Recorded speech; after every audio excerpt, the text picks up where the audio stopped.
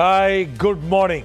10 के दमदार ट्रेड्स में आप सबका स्वागत है और सीनवी से आवाज मोतीलाल ओसवाल स्टूडियोज में भी 45 मिनट के आसपास कंटिन्यूस सेशन हो चुका है आज मंगलवार का। सम अप करेंगे कैसा मूड माहौल अब तक, कैसा रुझान है, कैसे रणनीति बनाए, लेकिन शुरुआत इस वक्त की हेडलाइंस के साथ। गैप डाउन शुरुआत के बाद बाजार में रिकवरी का मूड। निफ्टी निचले स्तरों से करीब 100 पॉइंट सुधरकर 22,050 के ऊपर आया। बैंक निफ्टी करीब 200 पॉइंट ऊपर, मिड कैप्स और स्मॉल कैप्स में भी सुधार। आईटी एफएमसीजी पर दबाव कायम, खराब ग्लोबल संकेतों से निफ्टी आईटी इंडेक्स करीब 1% तक कमजोर। परसिस्टेंट एम्फेसिस और एलटीआई माइंट्री करीब 1.5 से 2% नीचे। ऑटो में भी इस वक्त मुनाफा वसूली। कमजोर मार्केट में भी कैपिटल मार्केट से जुड़े शेयरों में तेजी। 6 दिनों की गिरावट के बाद आज बॉम्बे स्टॉक एक्सचेंज करीब 3% चढ़कर वायदा का टॉप गेनर बना। एंजल वन और सीडीएसएल भी 1.5 से 3% मजबूत। डिफेंस शेयरों में मजबूती। बीएल, पीडीएल, जीआरएससी में करीब 6% से 8% तक का उछाल। एचएएल, कोचिन शिपयार्ड, पारस डिफेंस और मसगांव डॉक भी करीब 2 से 3% तक ऊपर। और चैंपियंस ट्रॉफी का पहला सेमीफाइनल आज दोपहर 2:30 बजे से दुबई में भारत और ऑस्ट्रेलिया की होगी टक्कर।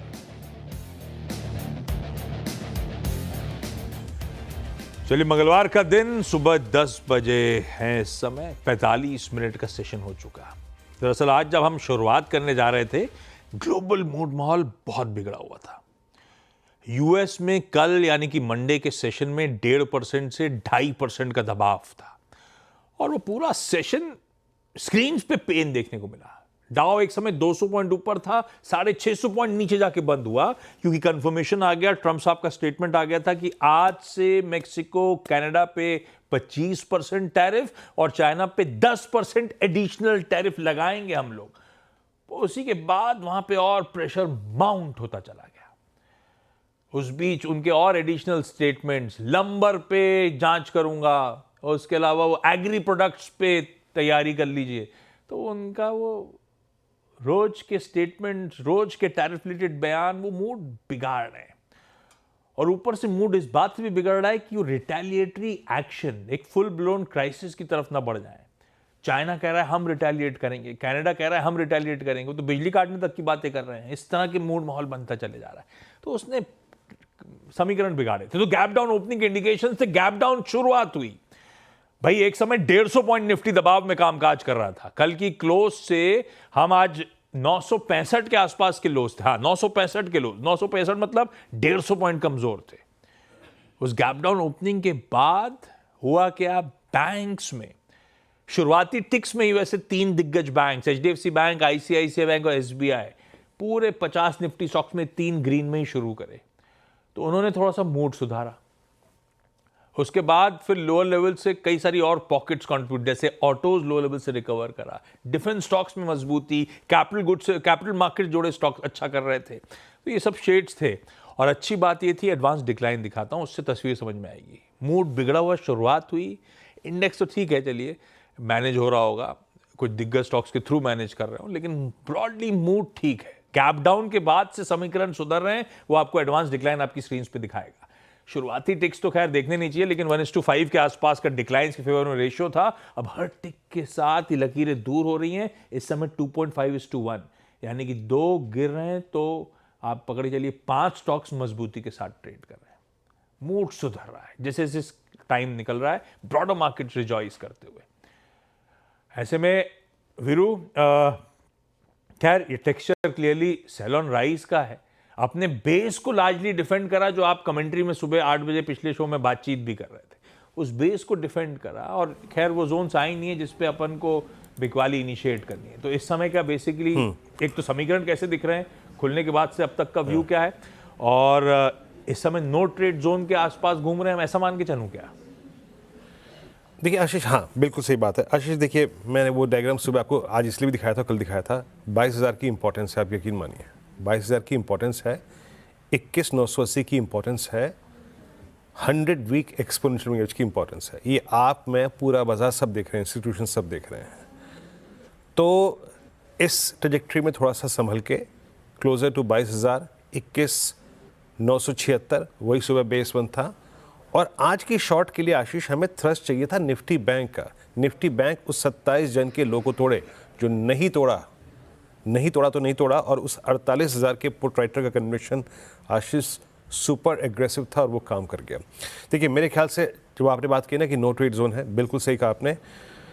शॉर्टिंग के लिए दो चीज़ें याद रखिएगा, either we get a trajectory closer to yesterday close Nifty पर, या तो हम जाएं एक बार 22,140 150 के आसपास, अगर वहाँ नहीं क्रॉस हो तो शॉर्ट करेंगे, या फिर अगर वो क्रॉस हो जाए तो निफ्टी स्ट्रॉन्ग चांसेस हैं कि कल, मैं जो ऑप्शन स्टैट्स दिख रहा हूँ आशीष उसके मुताबिक, कि कल की हाईएस्ट ट्रेजेक्ट्री यानी 22,240 को टेस्ट करें। और एक और बात, आज का पूरा ट्रेड होगा under the impression of Nifty bank. जरा निफ्टी बैंक पे RS1 लेके आइए, जो सुबह मैंने डिस्कस किया था। देखिएगा RS1 के आसपास इसका बिहेवियर क्या है। सुबह से इंडेक्स मैनेज हो रहा है, HDFC bank, state bank of India, ICICI bank. 464 और 590 ये जोन ना क्रॉस हो तब शॉर्ट करिएगा निफ्टी बैंक को, वो बेटर ट्रेड होगा। बट अगर ये क्रॉस कर गया तो कोई शॉर्ट के बारे में मत सोचिएगा, नॉट निफ्टी और नॉट निफ्टी बैंक। तो हमें सारे ट्रेड्स करने हैं, अभी तक कोई ट्रेड नहीं मिला है under the impression of banks और trajectory closer to RS1, that will give a scope of short trade. Ashish लीजिए, ये है बढ़िया से निफ्टी बैंक की इस समय की ताज़ा स्थिति और अप्रोच अपना। टीज कर दूं ये शो, पिछले शो से अपन शिल्पा जी और मानस जी को इस शो में कंटिन्यू कर रहे हैं। थैंक यू सो मच जुड़ने के लिए फिर से आप दोनों का। साथ में निर्मल बंग के विकास सालुंखे और सेंट्रम ब्रोकिंग के नीलेश जैन साहब स्क्रीन पे रेडी। इनसे जानेंगे थोड़ा सा बाजार का मूड माहौल और इन लोग के प्रिफर्ड पिक्स इस समय। साथ में आज मार्केट बिग वॉइसेस की कड़ी में आज Kotak Mahindra asset management company के MD और CEO नीलेश शाह सर जुड़ेंगे नहीं, जुड़ चुके हैं। नीलेश सर आपको आपकी स्क्रीन पर नजर आएंगे। नीलेश सर गुड मॉर्निंग, कुछ ही देर में सर आपके पास आ रहा हूं। पहले जरा 10 के दमदार ट्रेड्स ले लेता हूं। भाई विकास जी, कैसा मूड निर्मल बंक के डीलिंग रूम में, और क्या ट्रेड दे रहे हो लोगों को आप? मार्केट एक बेस तो बना रहा है यहाँ पे, ये देखना है कि रिकवरी यहाँ पे रुक रही है, यहाँ से स्ट्रांगली रिएक्ट हो रहा है कि नहीं वो देख रहे। जी हमने यहाँ पे बहुत सारे हमारे जो क्लाइंट है उनको हम लोग बाइंग की रिकमेंड दे रहे हैं। उसमें मेरा पहला जो बाय कॉल है जो है वोल्टास। वोल्टास हमने हमारे क्लाइंट को मंथली रिपोर्ट में भी रिकमेंड कर चुके हैं, जहाँ पे हमें लगता है कि बहुत अच्छा अप ट्रेंड यहाँ पे लास्ट 7-8 डेज में हमने देखा है शॉर्ट टर्म में। तो मुझे लगता है वोल्टास यहाँ पे अच्छा कैंडिडेट है। यहाँ से अपसाइड जो इम्पोर्टेंट रेंज यहाँ पे देखने मिलेगी और 1460 के आसपास की है। तो 1460 के टारगेट के लिए यहाँ पे वोल्टास हमने रिकमेंड किया हुआ है और मुझे लगता है यहाँ से एक अच्छा मूव यहाँ पे कंसीडर होते देखने मिलेगा। तो आज का मेरा पहला बाय कॉल भी वोल्टास ही रहेगा। ऊपर में 1460 का टारगेट देखने मिलेगा, नीचे में जो इम्पोर्टेंट सपोर्ट देखने मिल रहे हैं वो 1360 के आसपास के। तो 1360 के स्टॉप लॉस से 1460 के आसपास के टारगेट यहाँ पे वोल्टास में आते हुए देखने मिल सकते हैं। दूसरा भी मेरा बाय कॉल ही रहेगा, वो है एसआरएफ में एक अच्छा मूव यहाँ पे कल के से ट्रेडिंग सेशन में देखने मिला था और मुझे लगता है वही मोमेंटम जो है आज भी कैरी करते हुए देखने मिल रहा है। तो ऊपर में जो टारगेट निकल के आ रहे हैं वो है 2940 के आसपास के टारगेट है। यहाँ से 100 पॉइंट ऊपर के टारगेट मुझे लगता है यहाँ पे देखने मिल सकते हैं। नीचे में सपोर्ट देखने मिलेगा 2790 का, तो 2790 के स्टॉप लॉस से यहाँ पे एसआरएफ को भी बाय किया जा सकता है। तो दोनों भी काउंटर हमारे यहाँ पे बाय रहेंगे। थोड़ा सा मूड बाइंग के जोन में यहाँ पे देखने मिल सकता है। देखना है कि 1 से 2 दिन में अगर ये मोमेंटम कैरी करता है तो आगे जाके एक वापस एक अप ट्रेंड यहाँ पे इंडेक्स में देखने मिल सकता है। जो 22,600 500 के आसपास का एक अप मूव यहाँ पे मुझे लगता है आते हुए देखने मिल सकता है। विकास, शुरुआत करिए, आपने कहा बेस बनते दिख रहा है, ये पूरी गिरावट अब थमती हुई नजर आएगी या ये इस समय टेम्पररी से बेस की आप बात कर रहे हो? जी आशीष जी, देखो बेस ये इसलिए बोल रहा हूँ कि जो अगर रिट्रेसमेंट जो है प्राइस एक्सटेंशन जो कोविड के बाद जो देखने मिला था उसका 61.80 जो रिट्रेसमेंट इंपॉर्टेंट गोल्डन रेशियो है ऑलमोस्ट उसके आसपास निफ्टी यहाँ पे ट्रेड करते हुए देखने मिल रही है। नीचे ज्यादा से ज्यादा मुझे लगता है 21,800 एक अच्छा खासा एक इंपॉर्टेंट सपोर्ट जोन यहाँ पे देखने मिल रहा है। अगर इंडेक्स इसी रेंज में ट्रेड करता है पूरे महीने में और इसी रेंज को रिस्पेक्ट करता है तो मुझे लगता है एक बेस बन सकता है इस रेंज में। और ऊपर में 22,640 के ऊपर अगर इंडेक्स वापस ट्रेड करना स्टार्ट होता है तो मुझे लगता है बेस कंप्लीट हो जाएगा और वहां से वापस एक अप ट्रेंड यहाँ पे इंडेक्स में देखने मिल सकता है। जी, इस बीच निफ्टी बैंक झूलता हुआ हार लेवल से, निफ्टी बैंक झूलता हुआ और वही करीब 48,400 पे गया, वहाँ से करीब अब तक 150 अंकों का गोता लगा चुका है निफ्टी बैंक। याद रखिएगा इसी के इम्प्रेशन में हमको आज सारे ट्रेड्स करने हैं। और एक बार स्क्रीन पे लिखिए ज़रा please HDFC bank, I am not sure but मैंने अभी एक पुट देखी जो डे हाई पे ट्रेड कर रही है। यस, HDFC बैंक सिंक हो गया 1699। जब आशीष वॉल पे थे तो पहला स्टॉक जो था ओपनिंग के वक्त ये था, वो अभी ये स्लिप हो गया। बाकी ट्रेड्स को पिक करते हैं। विकास जी के ट्रेड्स हो गए। नीलेश, आपके 2 trades. Very good morning to Virendra ji, good morning everyone. देखिए खरीदारी पर फोकस है क्योंकि स्टॉक स्पेसिफिक काफी अच्छा रिबाउंड हमें आज देखने को मिल रहा है। हो सकता है इंडेक्स थोड़ा सा कंसोलिडेट करे, बट ब्रॉडर मार्केट्स में फोकस करने की सलाह होगी। सबसे पहले खरीदने की सलाह होगी BEL, भारत इलेक्ट्रिक लिमिटेड। इस पर्टिकुलर स्टॉक में इनफैक्ट आज अगर आप देखें तो डिफेंस स्टॉक्स में एक काफी स्ट्रॉन्ग रिबाउंड हमें देखने को मिल रहा है और एक फॉलोअप हम यहाँ पे एक्सपेक्ट करके चल रहे हैं। BEL इस पर्टिकुलर स्टॉक को लॉन्ग करने की सलाह होगी। यहाँ पे फीचर्स में 263 के आसपास चल रहा है, 268 और 272, 268 से 272 की अपसाइड देखने को मिल सकती है। 257 के स्टॉप लॉस से BEL के फीचर्स को लॉन्ग करने की सलाह होगी। उसके अलावा जो दूसरा स्टॉक रडार पर है वो है इंडिगो। इंडिगो के फीचर्स में भी अगर हम देखें तो एक अच्छा खासा लॉन्ग बिल्डअप यहाँ पे देखने को मिल रहा है और एक stock on the verge of a breakout है, जिस हिसाब से एक स्ट्रॉन्ग रिवर्सल यहाँ पे देखने को मिल रहा है। तो फॉलोअप हूँ टुवर्ड्स 4620 से लेके 4700 तक हमें देखने को मिल सकता है। 4475 का स्टॉप लॉस लगा के इंडिगो के फीचर्स को भी लॉन्ग करके चल सकते हैं। चलिए बढ़िया है सब खरीदारी पे। अब स्टॉक स्पेसिफिक इंडिविजुअल आइडियाज तो तेजी की तरफ के आ रहे हैं। शिल्पा जी, 10 के दमदार ट्रेड्स के आपके प्रिफर्ड पिक्स मैम। जी बिल्कुल, यहाँ पे मेरे पास 2 बाय रहेंगे। पहला बाय रहेगा JSW एनर्जी पे। JSW energy futures around 478 trade कर रहा है। ये एक बहुत अच्छे लेवल्स पे है। हमने टाइम में देखा है कि 465 के स्टॉप लॉस से अगर आप इसमें ये लेवल पे बाय करते हैं तो जैसे ही 480 क्रॉस करता है ये तुरंत 500 510 की तरफ मूव कर सकता है। तो JSW एनर्जी 465 के स्टॉप लॉस से 510 के लिए आप यहाँ पे बाय कर सकते हैं। किसी को ट्रेड लेना है ऑप्शन में तो 490 का कॉल ऑप्शन जो रफली 16 रुपए में ट्रेड कर रहा है, आप इसमें भी पार्टिसिपेट कर सकते हैं। स्टॉप लॉस 10 रुपए का रखिए and look for targets of 25 से लेके 32 तक। मेरा दूसरा बाय रहेगा साइंट में। साइंट में भी आज एक मोमेंटम है और अगर आप ऑप्शन चेन देखेंगे तो 1200 पे पुट राइटिंग बहुत स्ट्रांग है एंड अपसाइड टुवर्ड्स 1500 तक ओपन है।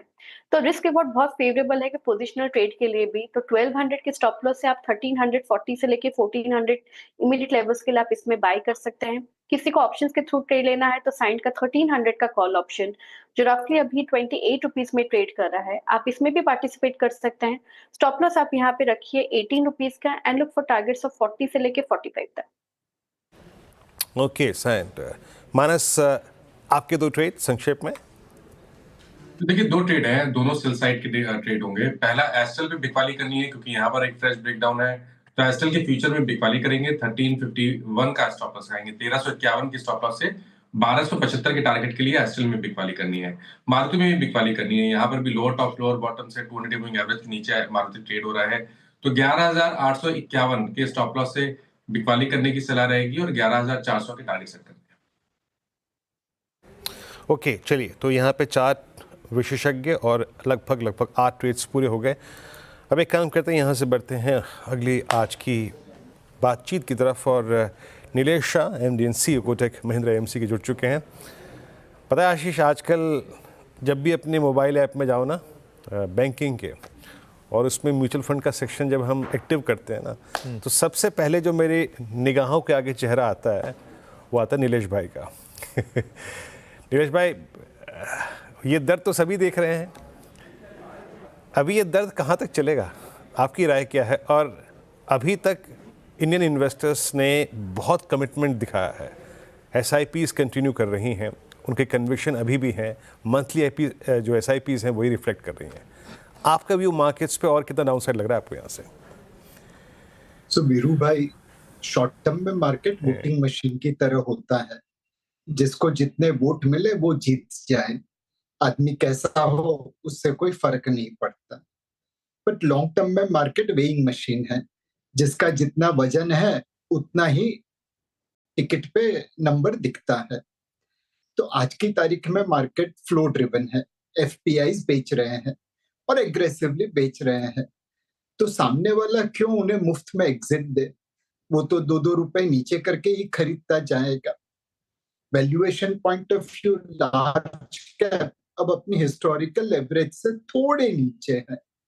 दैट मीन्स ये फेयर वैल्यू मार्केट है। पहले हिस्टोरिकल एवरेज के थोड़े ऊपर थे, ग्रोथ की बुनियाद के ऊपर। उसमें थोड़ी डिसअपॉइंटमेंट आ गई और जियोपॉलिटिकल फैक्टर ने भी साथ दिया, तो मार्केट अब अपनी हिस्टोरिकल एवरेज के आसपास आ गया है। स्मॉल एंड मिड कैप में करेक्शन अच्छा खासा हुआ है, बट अभी भी वो अपनी हिस्टोरिकल एवरेज वैल्यूएशन से थोड़े ऊपर है, तो वहां पे शायद गिरने की और गुंजाइश है। बट फेयर वैल्यू मार्केट है वैल्यूएशन पॉइंट ऑफ व्यू से। एफपीआई सामने बेच रहे हैं। आपको अपनी लंबी पोजीशन, बड़ी पोजीशन विदाउट प्राइस इंपैक्ट करने का यही मौका है, तो धीरे धीरे खरीदारी करिए। फेयर वैल्यू मार्केट है तो लिवरेज मत चलाना, ट्रेडिंग कम करना या मत करना, बट लॉन्ग टर्म इन्वेस्टमेंट के लिए अच्छे काउंटर्स के ऊपर ध्यान देके धीरे धीरे खरीदारी करिए। आज ही मार्केट में सारा पैसा लगा दे ऐसी जरूरत नहीं है, धीरे धीरे खरीदारी करिए। आज इंडिया ऑस्ट्रेलिया का मैच था, मुझे लगा मार्केट से आप पैरेलल ड्रॉ करोगे क्रिकेट के साथ, लेकिन आज आपने वेइंग मशीन और वोटिंग मशीन का इस्तेमाल करा, लेकिन हमेशा की तरह बहुत बड़ी तरीके से समझा दिया। अच्छा, लार्ज कैप्स फेयर वैल्यू, मतलब हम रिटेल के लिए आसान शब्दों में कि यहाँ से कितना गिरेगा और ये तो नहीं कह सकते, लेकिन यहाँ से अगर अपन एक्यूमुलेट कर रहे हो अच्छे दिग्गज स्टॉक्स को तो गलत नहीं पड़ रहा है। ये लॉजिक कहता है कि अब एक्यूमुलेशन का जोन है, ऐसा रीड करूं। एकदम बिल्कुल आशीष भाई। एंड आपने क्रिकेट की बात की तो मोहम्मद अजहरुद्दीन का नाम आपने सुना होगा। जब उन्होंने अपने टेस्ट कारकिर्दी की शुरुआत की तो पहले 3 मैच में 3 शतक लगाए, और जब चौथे मैच में वो शतक नहीं लगा पाए तो किसी ने ये नहीं कहा कि अजहरुद्दीन बेकार प्लेयर है, अजहरुद्दीन खराब क्रिकेटर है, अब सेंचुरी नहीं मारा। सबने उन्हें सराहना की। तो निफ्टी तो अपना मोहम्मद अजहरुद्दीन से 3 गुना बड़ा है। पिछले 9 साल उसने पॉजिटिव रिटर्न दिया। अब 10वें साल पे वो पॉजिटिव रिटर्न नहीं दे पा रहा है, तो हम निफ्टी की बुराई क्यों करें? जैसे हमने मोहम्मद अजहरुद्दीन को सराहा और प्रोत्साहन दिया कि भाई ठीक है, 3 सेंचुरी के बाद आप एक बार आउट हो सकते हैं कम रन के ऊपर, बट उत्साह मत गंवाइए, खेलते रहिए और आप एक अच्छे क्रिकेटर बन पाएंगे। बिल्कुल वैसा ही निफ्टी में है। 9 साल पॉजिटिव रिटर्न प्रति साल देने के बाद एक आध साल खराब होना स्वाभाविक है, बट हमें तो इसमें मौके ढूंढने चाहिए कि कहां से हम निवेश कर सके और आने वाले समय में पैसे बना सके। ठीक है। अरे वीरू, एक बात बताइए, ये आप अपने बैंक के म्यूचुअल फंड सेक्शन में क्यों गए थे? ये क्या टॉपअप करने गए थे या रिडीम करने चले गए थे? नहीं, फ्रैंकली स्पीकिंग अपन को नीलेश भाई पे 100% से ज़्यादा कन्विक्शन है। हमने तो अब क्या करा है कि SIPs को अब वीकली बेसिस पे कन्वर्ट कर लिया है, तो अपन कमिटेड है, कोई दिक्कत नहीं। वैसे फैक्ट नीलेश सर, हम म्यूचुअल फंड वाले करें क्या? जो SIPs कंटिन्यू कर रहे थे वो कंटिन्यू करें, और ये समय आ गया है, अगर आप कह रहे हो फेयर वैल्यू पे है बाजार, तो लार्ज कैप वाले MFs में मैं एक काम करूं, टॉपअप का समय आ गया, ऐसा करूं क्या? आइडियली करना क्या चाहिए मुझे? नहीं आशीष भाई, ये SIP चालू रखने का समय है। SIP टॉपअप तभी करना चाहिए जब मार्केट सस्ता हो जाए। हो सकता है कि मार्केट सस्ता नहीं हो। हम लोग नॉर्मली लोगों को ये कहते हैं कि आप हमारे असेट एलोकेशन को फॉलो करिए। हमारा एक बैलेंस एडवांटेज फंड है, बाकी म्यूचुअल फंड के भी है। उसमें हम 20 से 80% कैश इक्विटी एलोकेशन करते हैं। बहुत महंगी मार्केट हो तो 20 से 40% है, बहुत फेयर वैल्यू मार्केट है तो 40 से 60% है, और बहुत सस्ती मार्केट है तो 7 से 80% है। इस वक्त बैलेंस एडवांटेज फंड में हमारा एलोकेशन तकरीबन 55-56% के आसपास है। तो फेयर वैल्यू मार्केट है, न्यूट्रल एलोकेशन रखिए। टॉपअप करने का समय तब आएगा जब मार्केट और सस्ता होगा। अगर नहीं सस्ता होता है तो कोई वांधा नहीं, जो अपनी एग्जिस्टिंग एसआईपी है वो चलती रहेगी, वही अपने को रिटर्न देता रहेगा। तो असेट एलोकेशन का मतलब यही है कि आपका ओवरऑल पोर्टफोलियो महंगाई से ज्यादा रिटर्न दे पाए। अच्छा नीलेश जी ने बातचीत करते करते ना, पता है आशीष, जब मोहम्मद अजहरुद्दीन का जिक्र किया ना, तो कभी उनकी पुरानी रिकॉर्डिंग खोल के देखिएगा। क्या क्या बैट्समैन थे मोहम्मद अजहरुद्दीन। मतलब वीवीएस लक्ष्मण के एक तरीके से गुरु थे वो। कलाइयों का जो उपयोग करते थे ना, वाह मज़ा आता है। और कभी कभी सोनी पे उनकी रिकॉर्डिंग आती है पुराने मैचेस की, देखिएगा मज़ा आ जाएगा। अच्छा नीलेश भाई, मुझे मोहम्मद अजहरुद्दीन से एक चीज़ और याद आई। किस चीज़ को अवॉइड करना है, किस चीज़ को फ्लिक करना है, किस चीज़ का कलाइयों का उपयोग करते हुए बाउंड्री के पार ले जाना है, इसके जादूगर थे वो। क्या अवॉइड करना है अभी, अगर आप स्टॉक स्पेसिफिक और सेक्टोरियल स्पेसिफिक इस बाजार को अप्रोच कर रहे हैं, क्या अवॉइड करें और क्या बाय करें इस वक्त? किस पे कन्विशन है आपका इस वक्त? सो वीरू भाई, इस बजट में तकरीबन 1 लाख करोड़ के आसपास की टैक्स रिबेट दी गई है मिडिल क्लास टैक्स पेयर्स को। मुझे लगता है कि कंज्यूमर डिस्क्रिशनरी स्टॉक, उसमें इस स्पेंडिंग की वजह से अच्छा वॉल्यूम और मार्जिन ग्रोथ देख सकते हैं। ज्यादातर लोग रोटी कपड़ा मकान के पीछे ये 1 लाख करोड़ नहीं खर्चा करने वाले हैं। वो लोग खर्चा करेंगे ट्रैवल के ऊपर, हेल्थ केयर के ऊपर, एंटरटेनमेंट के ऊपर, प्रीमियम ब्रांड खरीदने के ऊपर, कंज्यूमर ड्यूरेबल खरीदने के लिए। तो यहाँ से अगर आप 2-3 साल का व्यू लेते हैं तो प्रति साल 1-1 लाख करोड़ रुपए की टैक्स रिबेट लोगों के हाथ में जाएगी, और ये खर्चा डिस्क्रिशनरी स्पेस पे होगा।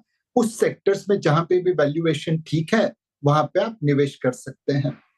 दूसरा sector banking and financial services है। पिछले 3-5 साल से इस सेक्टर में कुछ खास रिटर्न बना नहीं है, बट बिजनेस तो ग्रो होता गया है।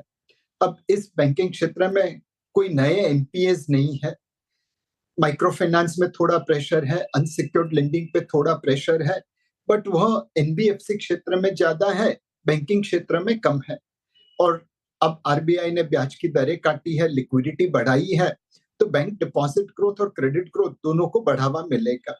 वैल्यूएशन सस्ते हैं, बिजनेस ठीक ठाक है, तो बैंकिंग एंड फाइनेंशियल सर्विसेज क्षेत्र में भी निवेश कर सकते हैं।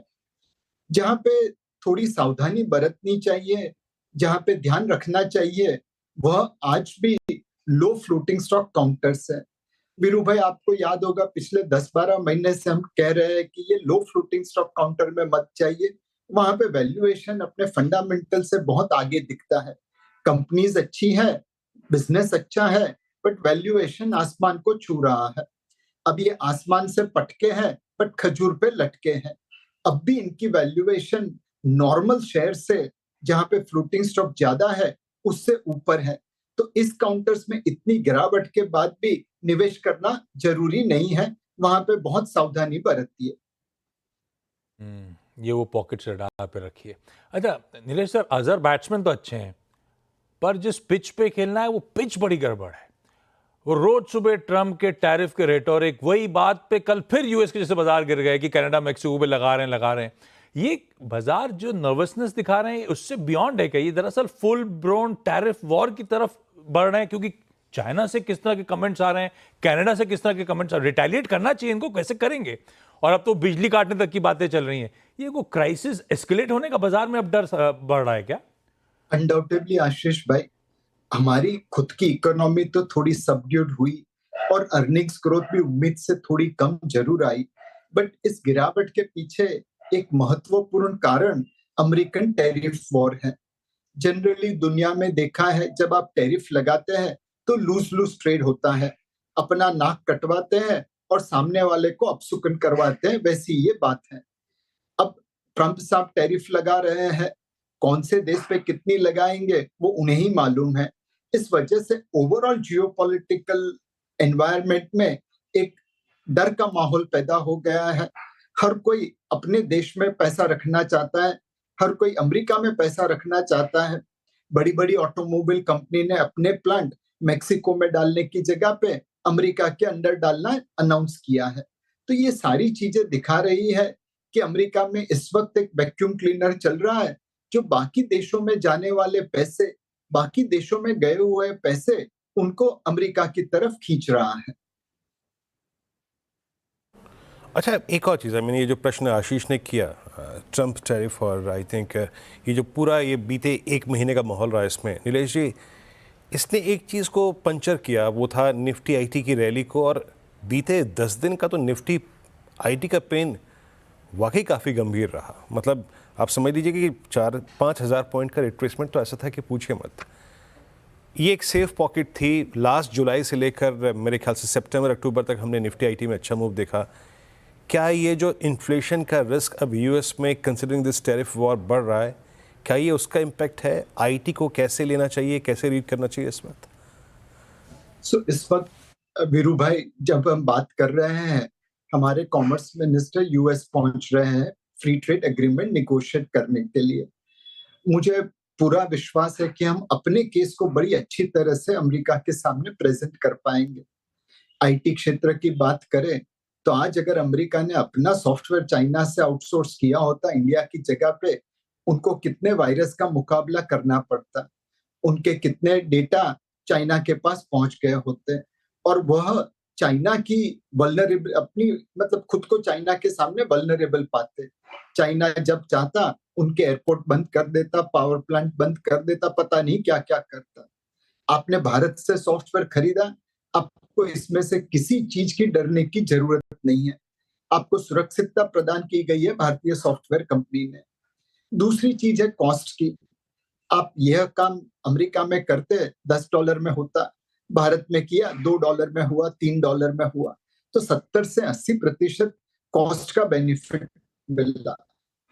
तीसरी चीज, हमने आपकी इफिशिएंसी बढ़ा दी, आपकी इकोनॉमी को कॉम्पिटिटिव बनाया।